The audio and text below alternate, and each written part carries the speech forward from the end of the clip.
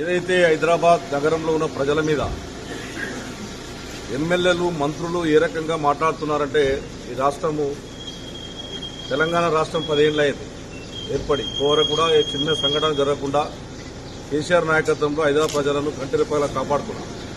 ఇప్పుడున్నటువంటి గవర్నమెంట్ వచ్చిన తర్వాత ఎమ్మెల్యేలు రెచ్చిపోతా ఉన్నారు, మంత్రులు రెచ్చిపోతా ఉన్నారు.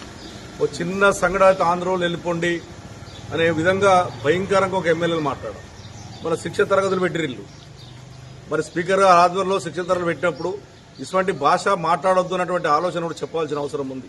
బీజేపీ కాంగ్రెస్ ఒకటై ఆ రోజున ఆ రకమైనటువంటి శిక్షణ తరగతి పెట్టి సాగరిస్తా ఉన్నాం.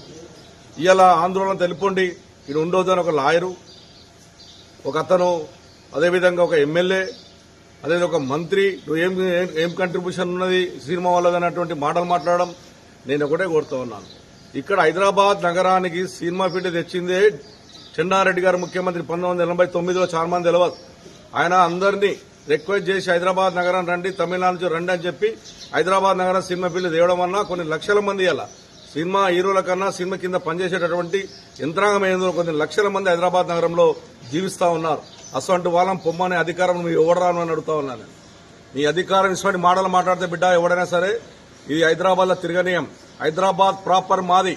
హైదరాబాద్ లో పతి పుట్టినటువంటి బిడ్డ ఇవాళ హైదరాబాద్ బిడ్డని తప్ప ఇష్టం వచ్చినట్టు మాట్లాడి హైదరాబాద్ ప్రజలను మానభావాలను దెబ్బతీస్తే ఊకునే పరిస్థితి ఉండదు. అది ఎమ్మెల్యే గాని, అది మా పార్టీడే గాని, కాంగ్రెస్ గాని, ఎవడైనా సరే బీజేపీ గాని వదిలిపెట్టే ప్రసక్తి లేదు.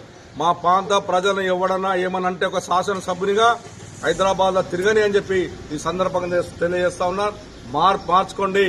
హైదరాబాద్ ప్రజలు ప్రశాంతతను కోరుకుంటారు తప్ప ఇష్టమైన మాట్లాడతాం వదిలిపెట్టే ప్రసక్తి లేదని చెప్పి ఎమ్మెల్యేలకు మంత్రులకు కూడా హెచ్చరిస్తా ఉన్నారు.